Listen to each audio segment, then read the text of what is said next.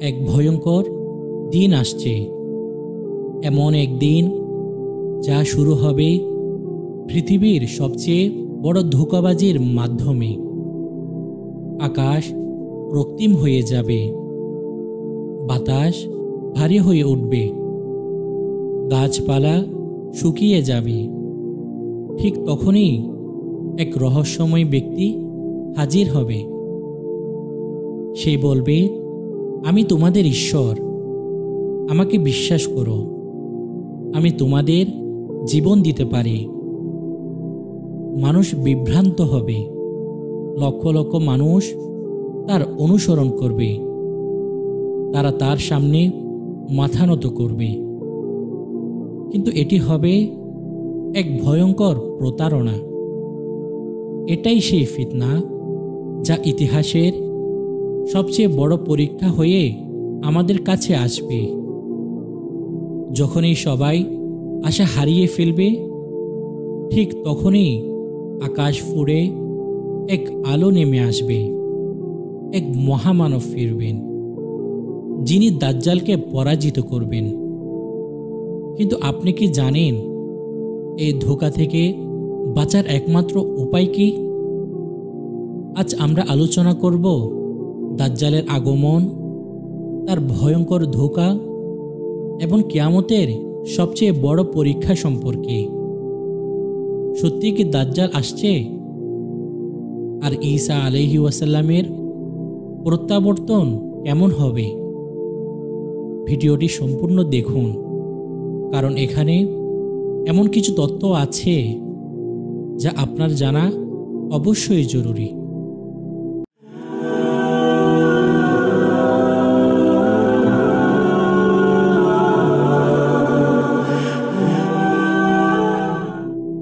ইসলামের ভবিষ্যৎবাণীতে বলা হয়েছে, একদিন আসবে এক মিথ্যুক, এক প্রতারক, এক ভয়ঙ্কর ধোঁকাবাজ, যে নিজেকে ঈশ্বর দাবি করবে, যে মানুষকে বিভ্রান্ত করবে, যে এমন অলৌকিক শক্তি দেখাবে যা দেখে মানুষ হতভম্ব হয়ে যাবে।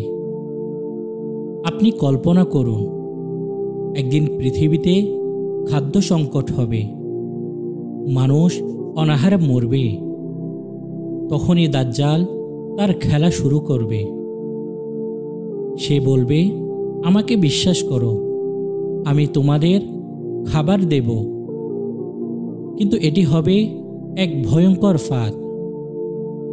দাজ্জাল মানুষের সামনে দাঁড়িয়ে সে হাত তুলে বৃষ্টির আদেশ দিবে। সঙ্গে সঙ্গেই আকাশে মেঘ জমে বৃষ্টি শুরু হবে। কিন্তু তা সব কিছু হবে এক ধোঁকা। এই অলৌকিক ক্ষমতা আসলে আল্লাহর পরীক্ষা হবে। দাজ্জালের পরিচয়। দাজ্জাল অর্থ প্রতারক।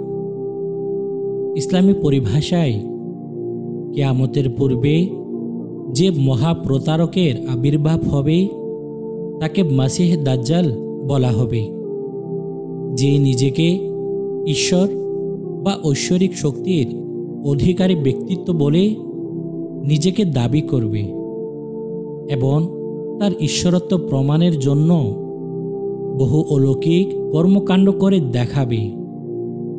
অনেক মানুষ তাকে বিশ্বাস করে ঈমান হারাবে। দাজ্জালের কিছু বৈশিষ্ট্য। তার একটি চোখ অন্ধ থাকবে। সে নিজেকে ঈশ্বর দাবি করবে। তার সাথে থাকবে জাদুকরী ক্ষমতা। আকাশ থেকে বৃষ্টি নামাতে পারবে। মৃতকে জীবিত করে দেখাবে। মানুষকে বিভ্রান্ত করতে তার অনুসারীদের বিলাসবহুল জীবন দান করবে। দাজ্জালের আগমনের ভবিষ্যৎবাণী। দাজ্জালের বিষয় সম্পর্কে অনেক হাদিস পাওয়া যায়, কিন্তু হাদিসগুলো মুতাওয়াতির পর্যায়ের। তবে আমি এখানে কয়েকটি হাদিস বর্ণনা করছি। একটি হাদিস শরীফে রাসূলুল্লাহ সাল্লাল্লাহু আলাইহি ওয়াসাল্লাম বলেছেন, দাজ্জাল বের হওয়ার আগে ৩০ জন মৃত্যুক আসবে, যারা সবাই নিজেদের নবী দাবি করবে। তারপর দাজ্জাল আসবে এবং তার ফিতনা হবে সবচেয়ে বড় ফিতনা। আব্দুল্লাহ ইবনে ওমর রাদিয়াল্লাহু তাআলা আনহু বলেন, রাসূলুল্লাহ সাল্লাল্লাহু আলাইহি ওয়াসাল্লাম দাজ্জালের কথা আমাদের বলেন, আমি তোমাদেরকে তার বিষয়ে সতর্ক করছি। প্রত্যেক নবী তার জাতিকে দাজ্জালের বিষয়ে সতর্ক করেছেন, তবে পূর্ববর্তী কোনো নবী তার জাতিকে যে কথা বলেনি, আমি তোমাদেরকে সে কথা বলছি। তোমরা জেনে রাখো যে দাজ্জাল কানা হবে, আর আল্লাহ তাআলা কানা নন। আবু সাঈদ খুদরি রাদিয়াল্লাহু তাআলা আনহু বলেন, রাসূলুল্লাহ সাল্লাল্লাহু আলাইহি ওয়াসাল্লাম একদিন আমাদেরকে দাজ্জালের বিষয়ে অনেক কথা বললেন। তার কথার মধ্যে তিনি বলেন, দাজ্জালের জন্য মদিনার মধ্যে প্রবেশ করা নিষিদ্ধ। এজন্য সে মদিনার পার্শ্ববর্তী মরু প্রান্তরে আগমন করবে। তখন এক ব্যক্তি মদিনা থেকে বেরিয়ে তার কাছে গমন করবে। ওই ব্যক্তিটি সেই সময়ে শ্রেষ্ঠ মানুষ বা শ্রেষ্ঠ মানুষদের একজন হবে, আর সে বলবে, আমি সাক্ষ্য দিচ্ছি যে তুমি সেই দাজ্জাল যার কথা রাসূলুল্লাহ সাল্লাল্লাহু আলাইহি ওয়াসাল্লাম আমাদেরকে তার হাদিসের মধ্যে জানিয়েছেন। তখন দাজ্জাল উপস্থিত অনুসারীদেরকে বলবে, আমি যদি এই ব্যক্তিকে হত্যা করে পুনরায় জীবিত করি, তবে কি তোমরা আমার ঈশ্বরত্বের বিষয়ে সন্দেহ করবে? তারা বলবে, না। তখন দাজ্জাল সেই ব্যক্তিকে হত্যা করবে, তারপর পুনরায় জীবিত করবে। আমি আল্লাহর কসম করে বলছি, তোমার দাজ্জাল হওয়ার বিষয়ে আমি পূর্বের চেয়ে এখন আরো অনেক বেশি সুনিশ্চিত হলাম। তখন দাজ্জাল তাকে হত্যা করার চেষ্টা করবে, কিন্তু সে তার আর কোনো ক্ষতি করতে সক্ষম হবে না। দাজ্জালের অবস্থা সম্পর্কে সবচেয়ে বিস্তারিত হাদিস হচ্ছে নওয়াস ইবনু সামআন রাদিয়াল্লাহু তাআলা আনহুর থেকে বর্ণিত হাদিসটি হলো, একদা সকালে রাসূলুল্লাহ সাল্লাল্লাহু আলাইহি ওয়াসাল্লাম দাজ্জাল সম্পর্কে আলোচনা করলেন। আলোচনার সময় তিনি তার ব্যক্তিত্বকে খুবই তুচ্ছ করে তুলে ধরলেন। পরে অনেক গুরুত্ব সহকারে আমাদের মাঝে উপস্থাপন করলেন, যাতে তাকে আমরা ওই বৃক্ষরাজির নির্দিষ্ট এলাকায় ধারণা করতে লাগলাম। এরপর আমরা সন্ধ্যায় বেলায় রাসূলুল্লাহ সাল্লাল্লাহু আলাইহি ওয়াসাল্লামের কাছে গেলাম। তিনি আমাদের মধ্যে এর প্রভাব দেখতে পেয়ে বললেন, তোমাদের ব্যাপার কি? তখন আমরা বললাম, হে আল্লাহর রাসূল সাল্লাল্লাহু আলাইহি ওয়াসাল্লাম, আপনি সকালে দাজ্জাল সম্পর্কে আলোচনা করেছেন। এতে আপনি কখনো তার ব্যক্তিত্বকে তুচ্ছ করে তুলে ধরেছেন, আবার কখনো তার ব্যক্তিত্বকে বড় করে তুলে ধরেছেন। ফলে আমরা মনে করেছিলাম যে দাজ্জাল বুঝি এই বাগানের মধ্যেই বিদ্যমান আছে। এই কথা শুনে রাসূলুল্লাহ সাল্লাল্লাহু আলাইহি ওয়াসাল্লাম বললেন, দাজ্জাল নয়, বরং আমি তোমাদের ব্যাপারে অন্য কিছুর অধিক আশঙ্কা করছি।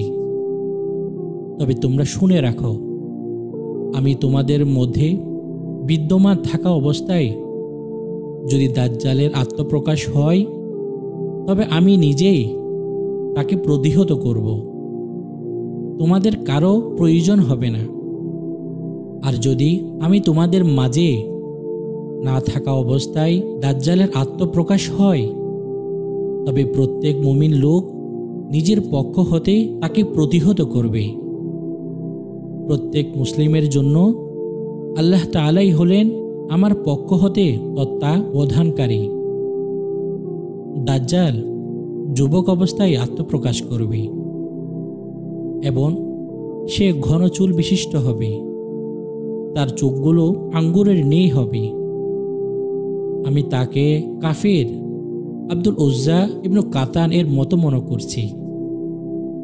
তোমাদের যে কেউ দাজ্জালের সময়কাল পাবে, সে যেন সূরা আল কাহাফের প্রথম 10 আয়াতসমূহ পাঠ করে। সে ইরাক ও সিরিয়ার মধ্যপথ হতে আবির্ভূত হবে। সে ডানে ও বামে দুর্যোগ সৃষ্টি করবে। হে আল্লাহর বান্দাগণ, তোমরা অটল থাকবে। আমরা প্রশ্ন করলাম, হে আল্লাহর রাসূল সাল্লাল্লাহু আলাইহি ওয়াসাল্লাম, সেই পৃথিবীতে কতদিন অবস্থান করবে?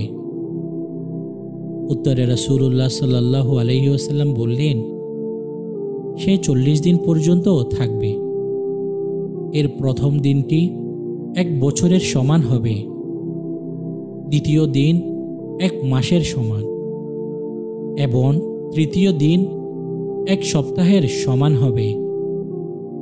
অবশিষ্ট দিনগুলো তোমাদের দিনসমূহের মতোই হবে।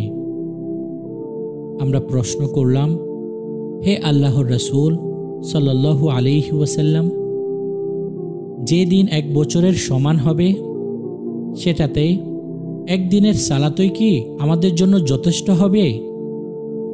উত্তরে তিনি বললেন, না, বরং তোমরা সেই দিন হিসাব করে তোমাদের দিনের পরিমাণ নির্দিষ্ট করে নিবে। আমরা বললাম, হে আল্লাহর রাসূল সাল্লাল্লাহু আলাইহি ওয়াসাল্লাম, দুনিয়াতে দাজ্জালের অগ্রসরতা কি রকম বৃদ্ধি পাবে? তিনি বললেন, বাতাসের প্রবাহ মেঘমালাকে যে রকম হাঁকিয়ে নিয়ে যায়, সে এক সম্প্রদায়ের কাছে যাবে। সে এসে তাদেরকে কুফরের দিকে ডাকবে। তারা তার উপর ঈমান আনবে এবং তার আহ্বানে তারা সাড়া দেবে। অতঃপর সে আকাশমণ্ডলীকে আদেশ করবে, আকাশ বৃষ্টি বর্ষণ করবে এবং ভূমিকে নির্দেশ দেবে। ফলে ভূমি গাছপালা ও শস্য উৎপন্ন করবে। তারপর সন্ধ্যায় তাদের গবাদি পশুগুলো পূর্বের চেয়ে বেশি লম্বা কোচ, প্রশস্ত স্তন এবং পেট ভর্তি অবস্থায় তাদের কাছে ফিরে আসবে। তারপর দাজ্জাল অপর এক সম্প্রদায়ের কাছে আসবে এবং তাদেরকে কুফরির প্রতি ডাকবে। তারা তার কথাকে উপেক্ষা করবে। ফলে সে তাদের নিকট হতে প্রত্যাবর্তন করবে। সঙ্গে সঙ্গে তাদের মধ্যে দুর্ভিক্ষ ও পানির অনটন দেখা দিবে এবং তাদের হাতে তাদের ধন ও সম্পদ কিছুই থাকবে না। তখন দাজ্জাল এক পতিত স্থান অতিক্রমকালে সেটাকে সম্বোধন করে বলবে, তুমি তোমার গুপ্ত ধন বের করে দাও।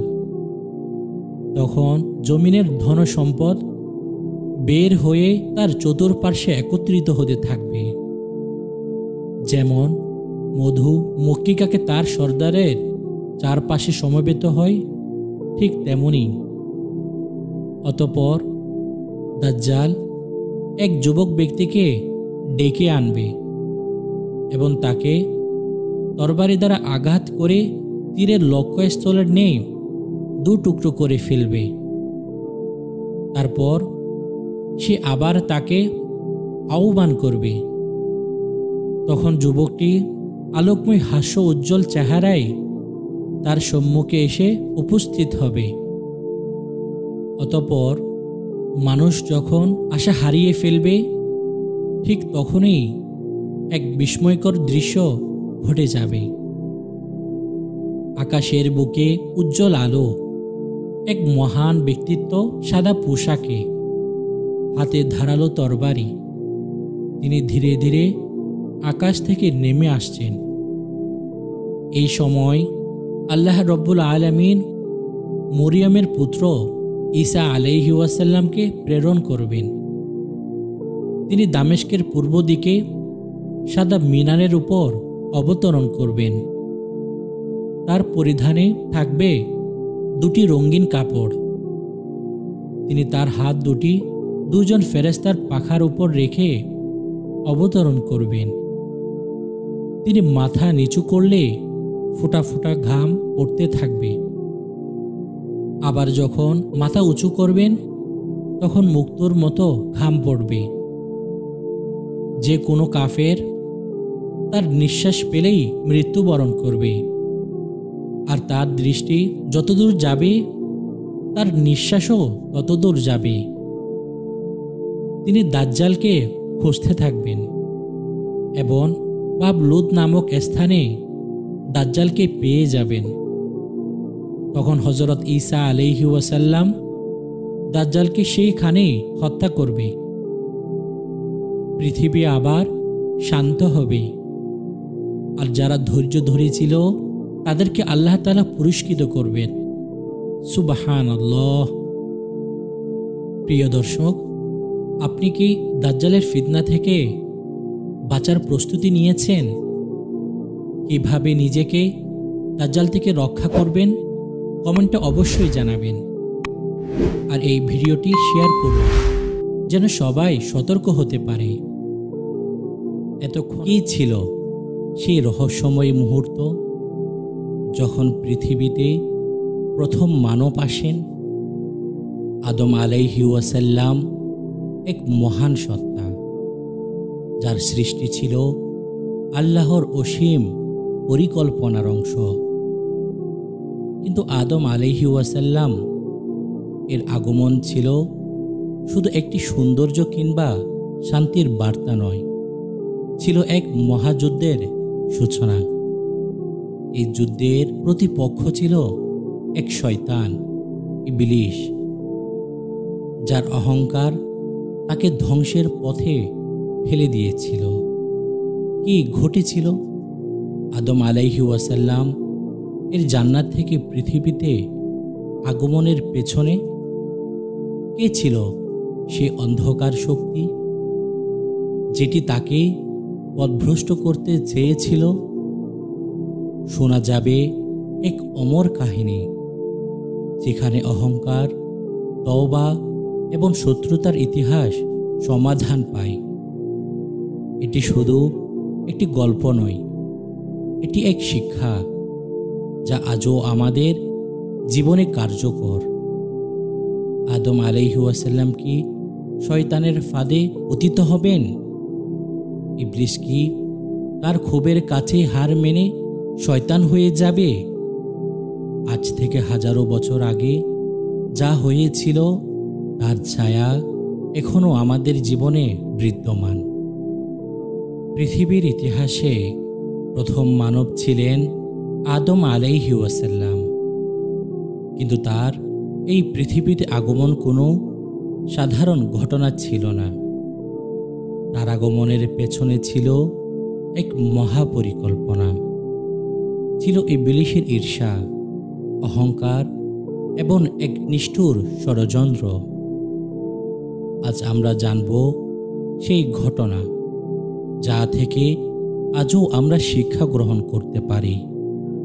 সপ্তম আসমানের সর্বোচ্চ সম্মেলন স্থল, যেখানে ফেরেশতারা আল্লাহর ইচ্ছা শুনতে অপেক্ষা করছে। চারিদিকে অদ্ভুত এক নূরের ঝলকানি। আল্লাহ তাআলা তাদের সামনে ঘোষণা করছেন। আল্লাহ তাআলা বললেন, আমি পৃথিবীতে একজন প্রতিনিধি সৃষ্টি করতে যাচ্ছি। এই কথা শুনে ফেরেশতারা বিস্মিত হয়ে একে অপরের দিকে তাকাচ্ছে। তাদের মনে হাজারো প্রশ্ন। তারা কাঁপতে কাঁপতে আল্লাহর দরবারে আরজ করল, হে আমাদের প্রতিপালক, আপনি কি এমন কাউকে সৃষ্টি করবেন যারা পৃথিবীতে দাঙ্গা করবে, রক্তপাত করবে অথচ আমরা তো সর্বদা আপনার পবিত্রতা ঘোষণা করি, তাসবিহ পাঠ করি। তখন আল্লাহ তাআলা বললেন, আমি যা জানি তা তোমরা জানো না। এই কথা শুনে সব ফেরেশতা আল্লাহর সিদ্ধান্তের সামনে বিনীতভাবে নত হয়ে গেল। কিন্তু তখনও কেউ জানে না ভবিষ্যতে কি ঘটতে যাচ্ছে। জান্নাতের স্বর্গীয় ভূমি, যেখানে আল্লাহ তাআলা নিজ হাতে আদম আলাইহি ওয়াসাল্লামকে সৃষ্টি করছেন। সব ফেরেশতা চুপচাপ দেখছে। তারা শিহরিত। আল্লাহ মাটি দিয়ে আদম আলাইহি ওয়াসাল্লামকে তৈরি করলেন। তার অবয়ব দাঁড়িয়ে আছে, কিন্তু এখনও প্রাণ নেই। এরপর আল্লাহ তাআলা আদম আলাইহি ওয়াসাল্লামের মধ্যে আত্মা প্রবেশ করালেন। আদম আলাইহি ওয়াসাল্লাম এর চোখ খুলে গেল। তিনি প্রথমবারের মতো দুনিয়ার আলো দেখলেন। তিনি বিস্ময়ে চারিদিকে তাকাচ্ছেন।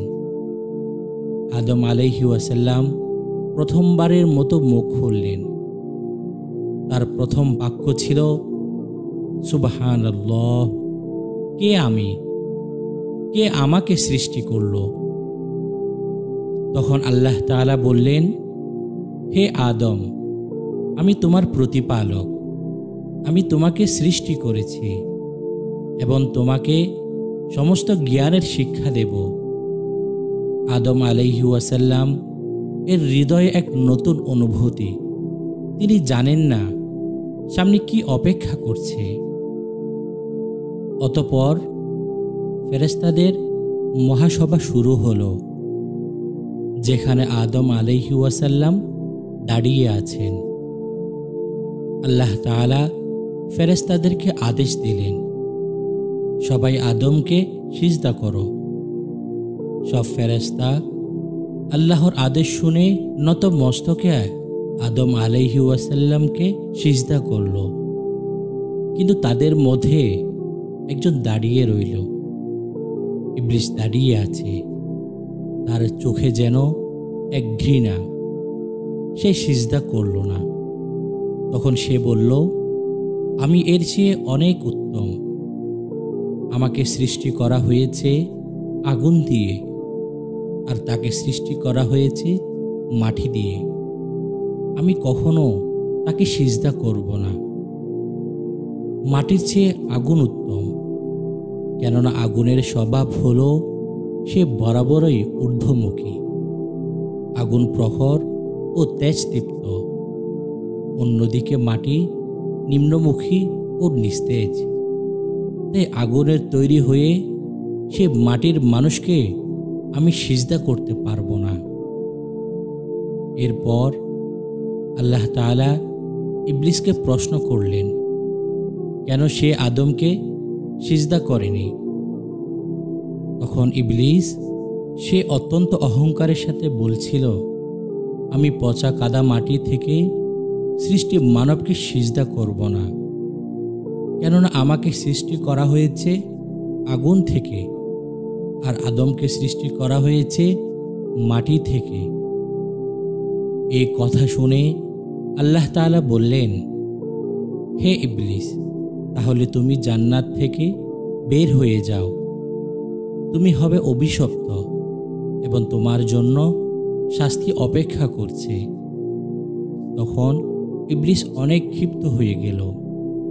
সে আকাশের দিকে হাত তুলে চিৎকার করল, আমি কসম করছি, আদমের সব সন্তানকে আমি বিভ্রান্ত করব। আমি তাদের পথভ্রষ্ট করব। আমি তাদের ধ্বংস করব। তখন আল্লাহ তাআলা বললেন, আমার প্রকৃত বান্দাদের তুমি ধ্বংস করতে পারবে না। ইবলিস এক ঘোর অন্ধকারের মধ্যে অদৃশ্য হয়ে গেল। এরপরেই তার ষড়যন্ত্র শুরু হয়ে গেল। জান্নাতের এক সৌন্দর্যপূর্ণ স্থান, যেখানে ঝর্ণার ধারা বয়ে যাচ্ছে। সুবাসিত ফুলের বাগান, সোনালি রঙের আলোয় ভরে আছে চারপাশ। আদম ও হাওয়া আলাইহি ওয়াসাল্লাম এখানে সুখে বাস করছেন। আল্লাহ তাআলা বললেন, হে আদম, তুমিও তোমার স্ত্রী জান্নাতে বাস করো। এখানে যা ইচ্ছা তাই খাও এবং উপভোগ করো, কিন্তু এ গাছের ফল তুমি খেও না। আদম ও হাওয়া আলাইহি ওয়াসাল্লাম জান্নাতের প্রতিটি নিয়ামত উপভোগ করছেন। তারা জানেন না যে এক ভয়ানক শত্রু তাদেরকে ধ্বংস করার জন্য প্রস্তুত হয়ে আছে। অনেক বছর পর হাওয়া আলাইহি ওয়াসাল্লাম আদম আলাইহি ওয়াসাল্লামের স্ত্রী। আদিমাতা নারীদের মন অনেক কোমল, তাই শয়তান ধোঁকা দেওয়ার জন্য নারীকে ফাঁদ বানালেন। একদিনের ঘটনা, হাওয়া আলাইহি ওয়াসাল্লাম একা একা জান্নাতে ঘোরাঘুরি করছেন। এমন সময় তিনি একটি কান্নার আওয়াজ শুনে থমকে দাঁড়ালেন। হাওয়া আলাইহি ওয়াসাল্লাম ভীষণ অবাক হলেন। জান্নাতে তো কোনো মানুষের পদচারণা নেই, তাহলে কান্নার আওয়াজ কোথায় থেকে আসছে? একটু এগিয়ে দেখতে পেলেন একজন বয়োজ্যেষ্ঠ ফেরেশতা কাঁদছে। আসলে সে ছিল শয়তান। ফেরেশতা রূপী শয়তান হাওয়াকে দেখে বলতে লাগলেন, আপনার জন্য আমার অনেক দুঃখ হচ্ছে, তাই কাঁদছি। হাওয়া আলাইহি ওয়াসাল্লাম তার কারণ জানতে চাইলে শয়তান জান্নাতের এক নির্জন স্থান, যেখানে একটি গাছ দাঁড়িয়ে আছে, সেই গাছের ফলের দিকে ইশারা করে বলল, এই গাছের ফল যে ভক্ষণ করবে সে কখনো জান্নাত হতে বের হবে না, সে আমরণ জান্নাতে থাকতে পারবে। শয়তান নানা কৌশলে মিথ্যা কথা বলে হাওয়া আলাইহি ওয়াসাল্লামকে প্ররোচনা দিতে লাগলো। হাওয়া আলাইহি ওয়াসাল্লাম বললেন, আমি আমার প্রভুর নির্দেশ কিছুতেই অমান্য করতে পারবো না। আলাপচারিতার এক পর্যায়ে এসে হাওয়া আলাইহি ওয়াসাল্লাম শয়তানের প্ররোচনায় পড়ে গেলেন। তখন হাওয়া আলাইহি ওয়াসাল্লাম শয়তানকে নিয়ে গেলেন আদম আলাইহি ওয়াসাল্লামের কাছে। আদম ও হাওয়া আলাইহি ওয়াসাল্লাম ইবলিসের কথা শুনে কিছুটা ভাবলেন। তারপর তারা সেই গাছের ফল খেয়ে ফেললেন। মুহূর্তেই আদম ও হাওয়া আলাইহি ওয়াসাল্লাম এর শরীর থেকে জান্নাতি পোশাক খসে পড়ল। গাছের পাতা দিয়ে তারা নিজেদের শরীর ঢাকলেন। তারা হতবাক হয়ে গেলেন। তারা বুঝতে পারলেন তারা মহা অপরাধ করে ফেলেছেন। তখন আল্লাহ তাআলা হযরত আদম আলাইহি ওয়াসাল্লামকে বললেন, আমি তোমাকে বলেছিলাম এই গাছের কাছেও না যেতে এবং শয়তানের কথায় কান না দিতে, সে তোমাদের শত্রু, কিন্তু তোমরা তার কথা শুনেছ এবং ফল খেয়ে ফেলেছ। এখন তোমরা জান্নাত থেকে বেরিয়ে পৃথিবীতে চলে যাও এবং সেখানেই বসবাস করো। অপরদিকে জান্নাত থেকে বের হয়ে যাওয়া এবং শয়তানের কবলে পড়ার কারণে হযরত আদম আলাইহি ওয়াসাল্লাম খুব দুঃখ পেলেন। দীর্ঘকাল আল্লাহর কাছে কেঁদে কেঁদে ক্ষমা চাইলেন। অবশেষে আল্লাহর দয়া হলো। তিনি হযরত আদম আলাইহি ওয়াসাল্লামকে একটি দোয়া শিখিয়ে দিলেন। দোয়াটি হলো, হে আমাদের রব, আমরা নিজেদের উপর জুলুম করেছি। যদি আপনি আমাদের ক্ষমা না করেন তাহলে আমরা ক্ষতিগ্রস্ত হব। হযরত আদম আলাইহি ওয়াসাল্লাম কেঁদে কেঁদে এই দোয়া করতেন, কারণ আল্লাহ তাআলা তো অপরিসীম দয়ালু। এরপর আল্লাহ তাআলা বললেন, হে আদম ও হাওয়া, তোমরা পৃথিবীতে নেমে যাও। সেখানে তোমাদের জন্য একটি নির্দিষ্ট সময় পর্যন্ত জীবন থাকবে। সেখানে তোমাদের পরীক্ষা নেওয়া হবে। তারপর আদম ও হাওয়াকে পৃথিবীতে নামিয়ে দেওয়া হলো। আদম আলাইহি ওয়াসাল্লাম পৃথিবীর ধুলিতে হাঁটু গেড়ে বসে পড়লেন। তার চোখ দিয়ে অশ্রু গড়িয়ে পড়ছে। বছরের পর বছর কেটে গেল। আদম আলাইহি ওয়াসাল্লাম ও হাওয়া আলাইহি ওয়াসাল্লাম আল্লাহর কাছে ক্ষমা চাইতে থাকলেন। হে আল্লাহ, আমাদের ক্ষমা করুন, আমাদের আবার আপনার পথে ফিরিয়ে নিন। অতঃপর আল্লাহ তাআলা বললেন, আমি তোমাদের ক্ষমা করলাম, কিন্তু পৃথিবী তোমাদের জন্য একটি পরীক্ষার স্থান। তোমাদের সন্তানরা সেখানে আমার পথে চললে জান্নাতে ফিরে আসবে। এভাবে পৃথিবীতে প্রথম মানব সভ্যতার সূচনা হয়েছিল। প্রিয় দর্শক, এই গল্প থেকে আমাদের কি শিক্ষা নেওয়া উচিত? ইবলিসের ঈর্ষা ও অহংকার তাকে ধ্বংস করে দিয়েছে, কিন্তু আদম আলাইহি ওয়াসাল্লাম আল্লাহর কাছে তওবা করে ক্ষমা পেয়ে যান। এই গল্প আমাদের শিখায় অহংকার ধ্বংসের পথে নিয়ে যায়, আর তওবা আমাদের রক্ষা করে।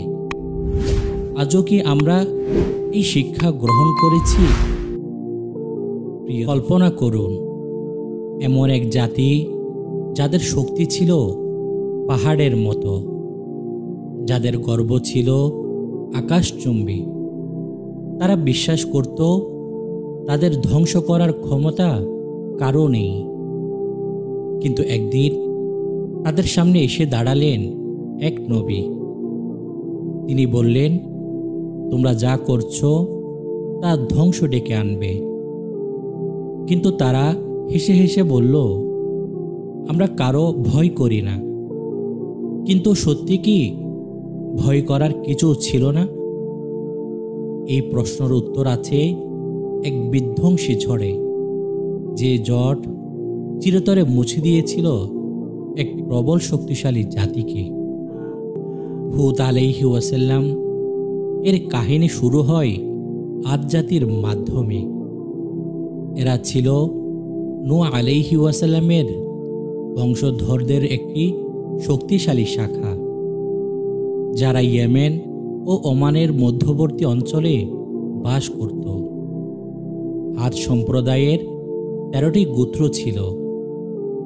জর্ডানের আম্মান থেকে হাজারা মাউত ও ইয়েমেন পর্যন্ত প্রসারিত ছিল তাদের বস্তি। তাদের ক্ষেত খামারগুলো ছিল সজীব ফল ফসলে পূর্ণ।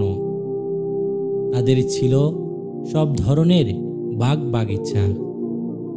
তারা ছিল সুঠাম ও দীর্ঘদেহের অধিকারী। তাদের বিশাল দেহের উচ্চতা ছিল প্রায় 30 থেকে 40 ফুট। তারা পাহাড় কেটে বিশাল বিশাল প্রাসাদ বানাত। তাদের বীরত্ব ও সূর্য ছিল অতুলনীয়। সেই সময়ে আদ সম্প্রদায়ের শক্তি ও বাহাদুরির খুব খ্যাতি ছিল। নিজেদের অর্থ সম্পদ, ফল ফসল ও প্রাচুর্যের আধিক্যে তারা ভুলে যায় নিজেদের সৃষ্টিকর্তা ও রবকে। ভুলে যায় সঠিক পথে জীবনযাপন করার পথ ও পদ্ধতি। ধীরে ধীরে তারা হয়ে ওঠে অহংকারী। তাদের মাঝে অন্যায় ও কুফর প্রবলভাবে ছড়িয়ে পড়ে। তারা মূর্তি পূজা শুরু করে, দুর্নীতিগ্রস্ত হয়ে পড়ে এবং আল্লাহকে ভুলে যায়, আর ডুবে যায় মূর্তি পূজার গভীরে।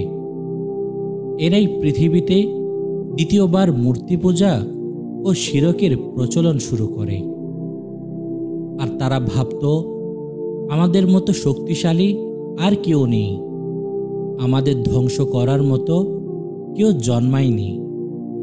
কোনো জাতির অন্যায় ও জুলুম যখন স্বাভাবিক আচরণে পরিণত হয়, তখন আল্লাহর পক্ষ থেকে তাদের প্রতি আল্লাহর আযাব ও গজব নেমে আসে। অহংকারে মানুষ যখন নিজের অস্তিত্ব ও অবস্থানের কথা ভুলে যায়, তখনই আল্লাহ তাকে ধ্বংস করে দেয়। এমন সময় আল্লাহ তাআলা তাদের সঠিক পথে ফিরিয়ে আনতে হযরত নূহ আলাইহি ওয়াসাল্লামকে নবুয়ত দান করলেন। তিনি ছিলেন সত্যবাদী, ন্যায়পরায়ণ ও ধৈর্যশীল। হুদ আলাইহি ওয়াসাল্লাম তাদেরকে বললেন, হে আমার জাতি, তোমরা এক আল্লাহকে ভয় করো, তার পথ অনুসরণ করো, নয়তো মহা বিপর্যয় তোমাদের ধ্বংস করে দেবে। কিন্তু আদ জাতির লোকেরা হুদ আলাইহি ওয়াসাল্লামকে বলতো, তুমি আমাদের একজন সাধারণ মানুষ, আমরা কেন তোমার কথা শুনব? তারপর থেকে আদ জাতি হুদ আলাইহি ওয়াসাল্লামকে অনেক তাচ্ছিল্য করতে শুরু করল।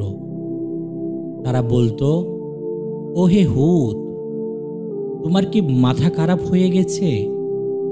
আমরা কি আমাদের পূর্বপুরুষদের ছেড়ে তোমার নতুন ধর্ম মানব? আমরা তো খুব ভালো আছি, আমাদের ওপর কোনো শাস্তি আসেনি। তারা হুদ আলাইহি ওয়াসাল্লামকে মিথ্যাবাদী, পাগল বলে অপমান করত। তারা আরও বলতো, তোমার যদি সত্যি কোনো শক্তি থাকে তাহলে আমাদের উপর শাস্তি নিয়ে এসো।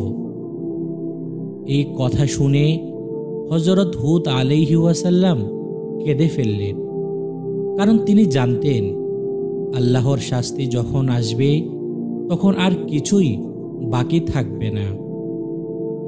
শাস্তির প্রথম ধাপ। আল্লাহ তাদের প্রথমে হালকা শাস্তি দিলেন। 3 বছর বৃষ্টি বন্ধ করে দিলেন। তাদের কৃষি জমি শুকিয়ে গেল, তাদের পশুরা মারা যেতে লাগল। তারা ভয় পেল, কিন্তু তারপরও আল্লাহর পথে ফিরে আসেনি।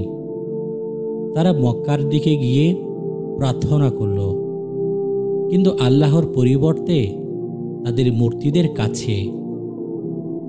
সবচেয়ে ভয়ঙ্কর তুফান। এরপর হঠাৎ একদিন আকাশ কালো হয়ে গেল, এক অদ্ভুত মেঘ দেখা গেল। তারা আনন্দে চিৎকার করল, আহ, বৃষ্টি আসছে। কিন্তু এটি ছিল আল্লাহর বিধ্বংসী তুফান। 7 রাত 8 দিন ধরে চলেছিল এক ভয়ঙ্কর ঝড়। তীব্র বাতাস তাদের ঘরবাড়ি ধ্বংস করে দিল।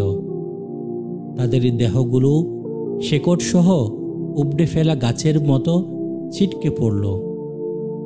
তারা দানবের মতো বড় হলেও বাতাসের সামনে তারা ছিল পরিত্যক্ত পাতার মতো।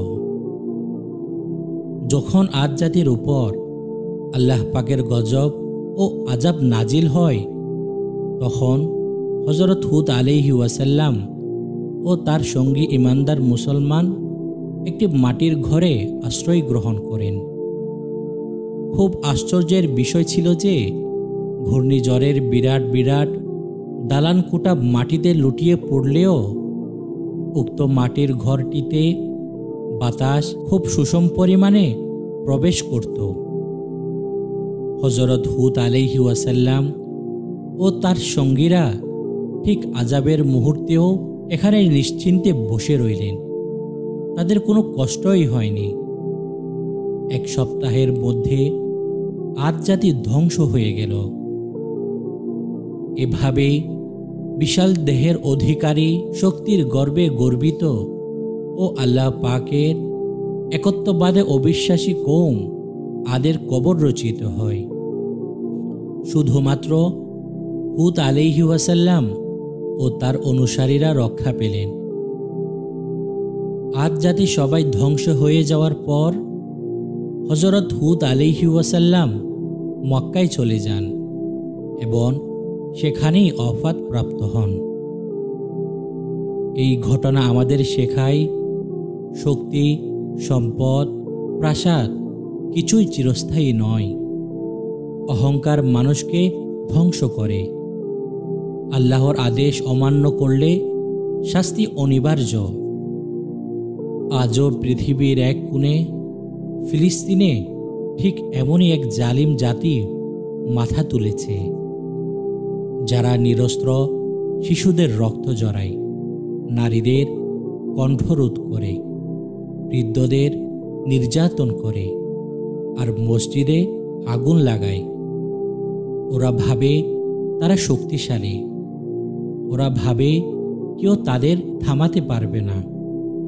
কিন্তু তারা ভুলে গেছে আল্লাহর হুকুম একবার নেমে এলে দুনিয়ার কোনো শক্তি তাকে ঠেকাতে পারে না। ইসরায়েলের জন্যও সেই আযাব ঠিক প্রস্তুত হয়ে আছে। আল্লাহ সুবহানাহু ওয়া তাআলা তাদের প্রতিটি অন্যায়ের হিসাব রাখছেন, প্রতিটি রক্তবিন্দুর বিচার জমা রাখছেন। আল্লাহর গজব যখন আসে তা হয় নিঃশব্দ কিন্তু ধ্বংসাত্মক।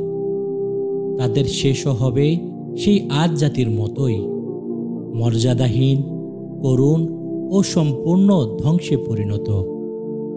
আল্লাহ ফিলিস্তিনিদের, নির্যাতিত মুসলিমদের হেফাজত করুন আর জালিমদের শাস্তি ত্বরান্বিত করুন। আমিন।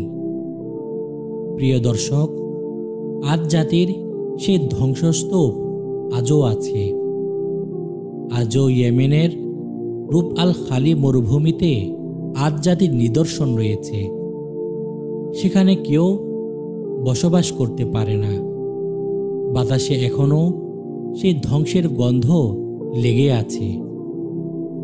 হুদ আলাইহি ওয়াসাল্লামের কাহিনী আমাদের জন্য একটি মহাশিক্ষা। যারা অহংকার করে, যারা আল্লাহর বিধানকে অস্বীকার করে, তাদের জন্য পৃথিবীতে কোনো স্থান নেই। আল্লাহ তাআলা আমাদের সকলকে বোঝার তৌফিক দান করুন। আমিন। এতক্ষণ একটি সময় মক্কায় যখন শাসকরা অন্ধকারে ডুবেছিল, তখন সেখানে এক নারী দাঁড়িয়েছিলেন।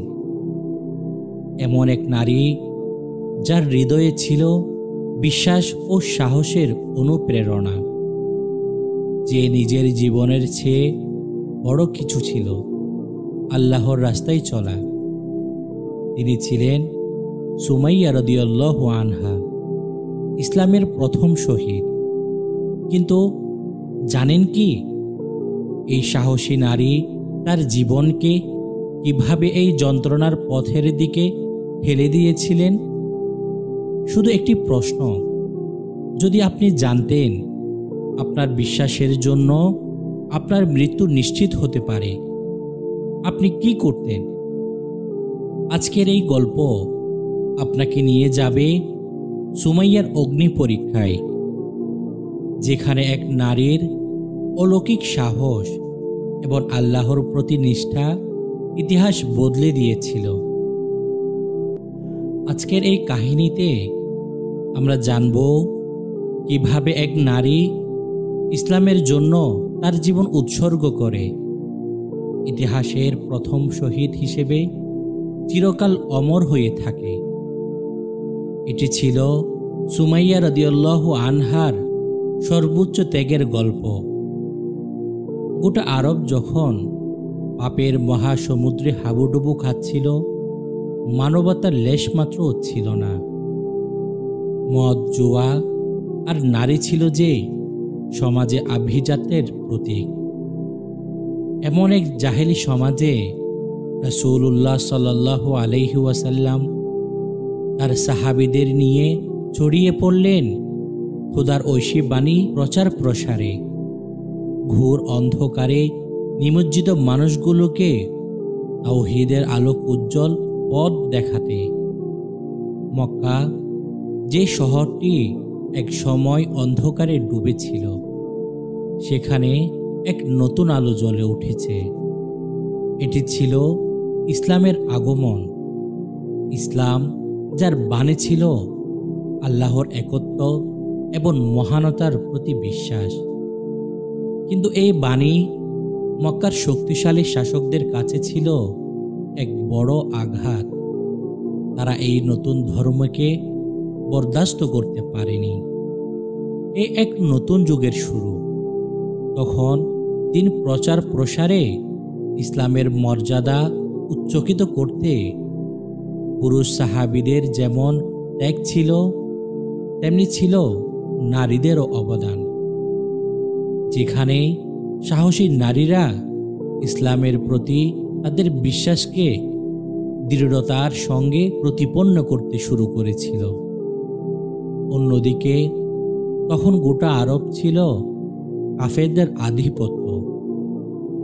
ফলে মুমিনদের উপর সামাজিক প্রতিবন্ধকতা নেমে এলো প্রকটভাবে। এমনকি যারা ইসলাম গ্রহণ করত, তাদের উপর নেমে আসত লোমহর্ষক নির্যাতন। এই নির্যাতন চলত নারী পুরুষ সবার উপর। সুমাইয়া রাদিয়াল্লাহু আনহা ইসলামের প্রথম শহীদ ছিলেন সেই সাহসী নারী, যিনি ইসলামের প্রতি তার আনুগত্য এবং বিশ্বাসের জন্য নিজের জীবনকে উৎসর্গ করেছিলেন। সুমাইয়া রাদিয়াল্লাহু আনহা মক্কার আবু হুজাইফা ইবনে আল মুগীরা আল মখজুমের দাসী ছিলেন। তার স্বামী ছিলেন ইয়াসির ইবনে আমির রাদিয়াল্লাহু আনহু। তিনি ইয়েমেনের মাজহাজ গোত্রের আনসি শাখার সন্তান ছিলেন। তার দুই ভাই হারিস ইবনে আমির ও মালিক ইবনে আমিরকে সঙ্গে নিয়ে তাদের নিখোঁজ চতুর্থ ভাইয়ের সন্ধানে আসে মক্কায়। পরে ইয়াসির মক্কায় থেকে যান এবং আবু জাহেলের চাচা আবু হুজাইফা ইবনে আল মুগীরা আল মখজুমের সঙ্গে মৈত্রী চুক্তিতে আবদ্ধ হন। আবু হুজাইফা তার দাসী সুমাইয়া বিনতে খাব্বাতকে ইয়াসিরের সঙ্গে বিয়ে দেন এবং এই ঘরেই আম্মার ইবনে ইয়াসিরের জন্ম হয়েছিল। মক্কায় যখন ইসলামের সূচনা হয়, তখন সুমাইয়া রাদিয়াল্লাহু আনহা বার্ধক্যে উপনীত। তিনি স্বামী ইয়াসির, ছেলে আম্মার ইবনে ইয়াসির সহ গোপনে ইসলাম গ্রহণ করেন। সুমাইয়া রাদিয়াল্লাহু আনহা ছিলেন এক ইমানদার নারী, যার মন ছিল আল্লাহর প্রতি দৃঢ় বিশ্বাস। তার স্বামী ইয়াসির ছিলেন একজন সাহসী ব্যক্তি। কিছুদিন পর প্রকাশ্যে ইসলাম গ্রহণের ঘোষণা দেন। ফলে তার পরিবার কুরাইশদের অত্যাচারের রোষানলে পড়ে যায়। আবু জাহেল ও তার সঙ্গী কুরাইশরা সকাল থেকে সন্ধ্যা পর্যন্ত অত্যাচার চালাত। তবে হযরত মুহাম্মদ সাল্লাল্লাহু আলাইহি ওয়াসাল্লামের চাচা আবু তালিব ও আবু বকর রাদিয়াল্লাহু আনহু এর দ্বারা তাদের নিরাপত্তার চেষ্টা করেছিলেন। মক্কায় সুমাইয়ার পরিবারের উপর কুরাইশদের অত্যাচারের বিরুদ্ধে সাহায্য করার মতো কেউ ছিল না, যেহেতু তারা বহিরাগত ও দাস ছিলেন। তাই তারা অনেক নির্মমভাবে অত্যাচারের শিকার হয়েছিলেন। তবে ইসলামের প্রতি সুমাইয়ার দৃঢ়তা ছিল অসীম। মক্কার শাসকরা সুমাইয়াকে বারবার নির্যাতন করতে থাকে। তাকে খড়কুটোর মতো বেঁধে রেখে অত্যাচার করা হতো। আবার মাঝে মাঝে উত্তপ্ত বালির মধ্যে শুইয়ে দেওয়া হতো, যেন সূর্যের তাপে তাদের চামড়া জ্বলে পুড়ে যায়। এবং সুমাইয়াকে পানি পর্যন্ত দেওয়া হতো না। কিন্তু সুমাইয়া রাদিয়াল্লাহু আনহা কখনো হার মানেননি। এমন এক সময় এসেছিল যখন শাসকরা তাকে আরো বেশি নির্যাতন করছিল, কিন্তু সুমাইয়া রাদিয়াল্লাহু আনহা দাঁড়িয়ে থাকলেন এবং তিনি বললেন, আমি কখনো আল্লাহর পথ হতে ফিরে আসব না। আমি শুধুমাত্র ইসলামকে বাঁচানোর জন্য নিজের জীবন দিয়ে দিব। সুবহানাল্লাহ। সাহাবীদের ঈমানের সাথে অন্য কারো ঈমানের তুলনা হতে পারে না। আব্দুল্লাহ ইবনে জাফর রাদিয়াল্লাহু আনহু বলেন, মুহাম্মদ সাল্লাল্লাহু আলাইহি ওয়াসাল্লাম তাদের অত্যাচারিত অসহায় অবস্থায় দেখে বললেন, হে ইয়াসিরের পরিবারবর্গ, তোমরা ধৈর্য ধরো, তোমাদের জন্য জান্নাতের প্রতিশ্রুতি রয়েছে। প্রতিদিনের মতো সারা দিন অত্যাচারিত হয়ে সুমাইয়া বিনতে খাব্বাত বাড়ি ফিরলেন। সন্ধ্যায় আবু জাহেল অশালীন ভাষায় গালিগালাজ করতে থাকল, কিন্তু সেদিকে যেন তার কোনো ভ্রুক্ষেপ নেই। এক পর্যায়ে ক্রোধের বশবর্তী হয়ে বৃদ্ধা এই নারীর দিকে বর্ষা ছুড়ে মারে আবু জাহেল। সেটি তার পেটের নিম্নভাগে আঘাত হেনে পেছন দিক দিয়ে বেরিয়ে আসে। সঙ্গে সঙ্গে সুমাইয়া রাদিয়াল্লাহু আনহা শাহাদাত বরণ করেন। তিনি ইসলামের প্রথম শহীদ হিসেবে ইতিহাসে অমর হয়ে গেলেন। সুবহানাল্লাহ। সুমাইয়া রাদিয়াল্লাহু আনহা এর আত্মত্যাগের পর ইসলাম আরো দ্রুত এগিয়ে যেতে থাকে।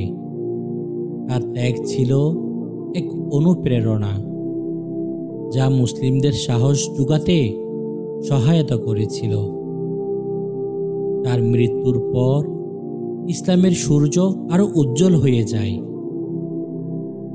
প্রিয় দর্শক, এই গল্প থেকে আমরা শিক্ষা গ্রহণ করতে পারি যে সুমাইয়া রাদিয়াল্লাহু তাআলা আনহা তিনি শুধু একজন শহীদ ছিলেন না, তিনি আমাদের জন্য একটি মহান অনুপ্রেরণা, একটি দৃষ্টান্ত রেখে গেছেন। আজও আমরা তার সাহস, তার ত্যাগ, তার ঈমানের শক্তি থেকে শিক্ষা গ্রহণ করতে পারি। এক সম্রাট যার সিংহাসনের মূল্য ছিল লাখো প্রাণ, তবুও যার অন্তরে রাজত্ব করত এক অদ্ভুত শূন্যতা। আর এক সাধু যার গায়ে নেই কোনো রাজকীয় পোশাক, তবুও যার চোখে লুকায়িত আছে মহাজগতের আলো। তাদের সাক্ষাৎ হঠাৎ নীরবে, সেই নীরবতায় উচ্চারিত হয় এক সত্য যা বদলে দেয় এক সম্রাটের জীবন আর ইতিহাসের পথ। আপনি কি জানেন কিভাবে একজন রাজা নত হয়েছিল এক সাধুর সামনে? আজকে আমরা শুনব ইমাম গাজ্জালির বিখ্যাত গল্পের মধ্যে একটি শিক্ষামূলক গল্প। চলুন শুরু করা যাক। বিশাল এক রাজপ্রাসাদ, চারিপাশে ঝর্ণার মৃদু শব্দ বয়ে যাচ্ছে। রাজপ্রাসাদের রাজসিংহাসনের কক্ষ, কিন্তু ভেতরে অনেক নিস্তব্ধতা।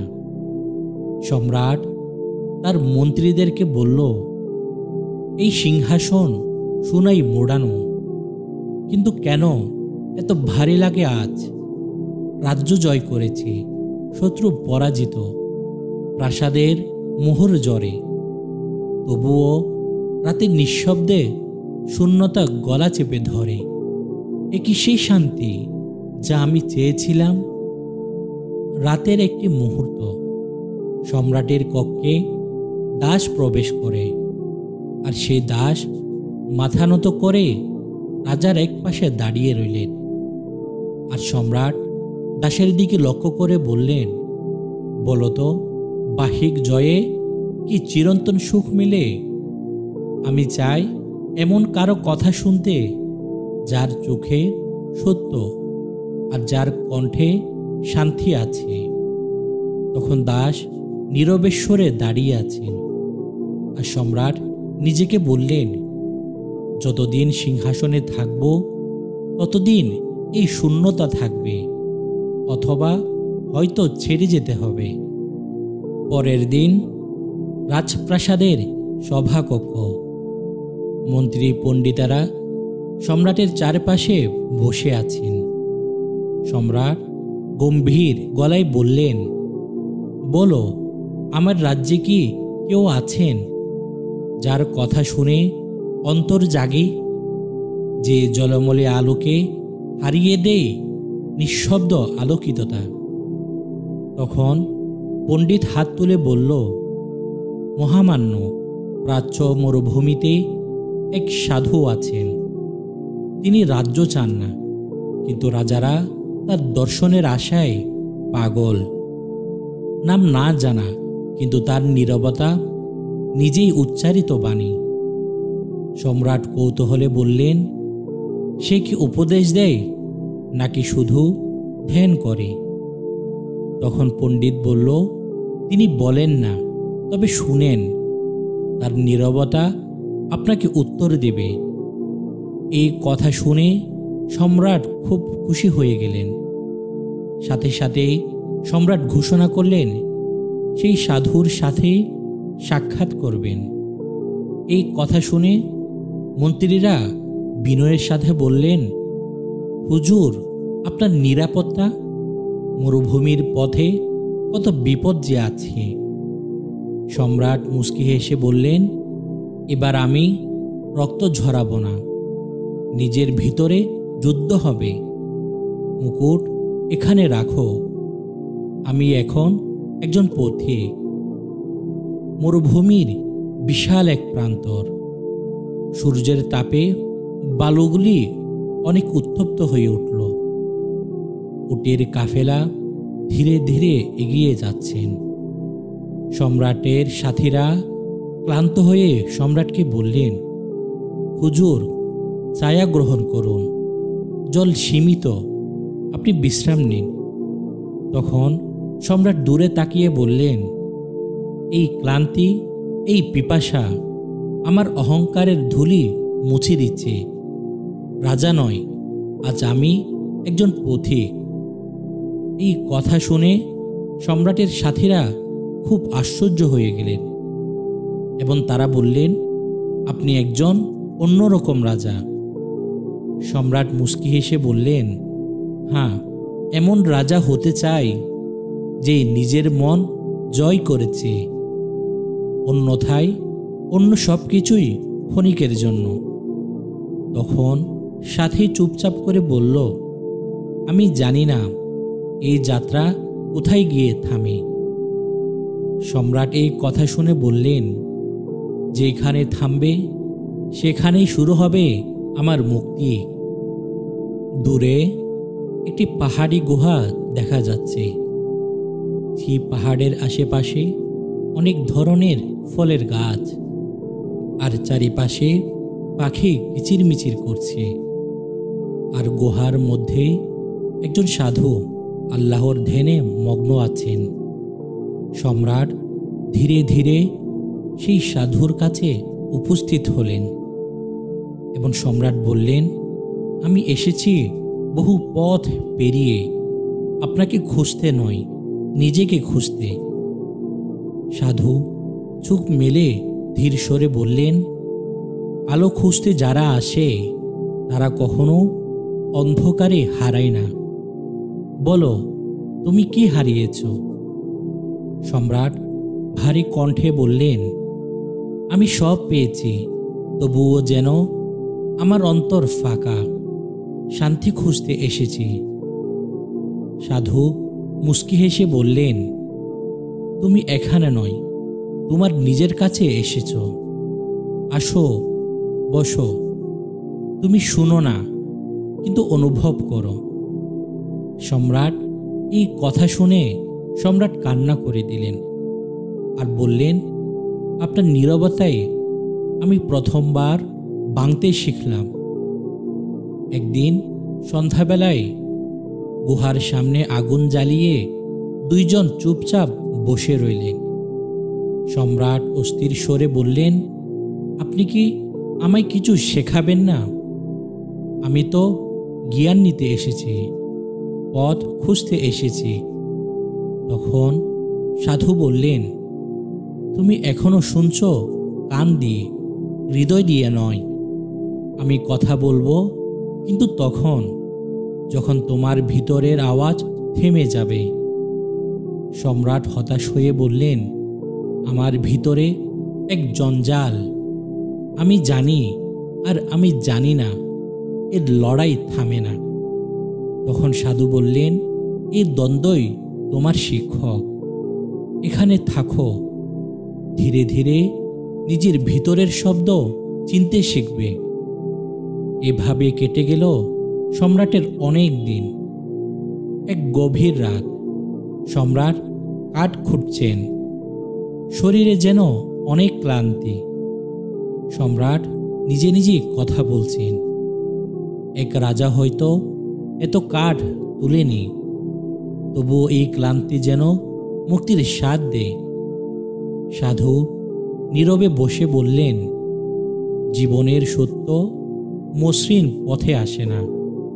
যখন তুমি অহংকারের খাটনুটি ফেলে দিবে, তখনই তুমি মুক্তি পাবে।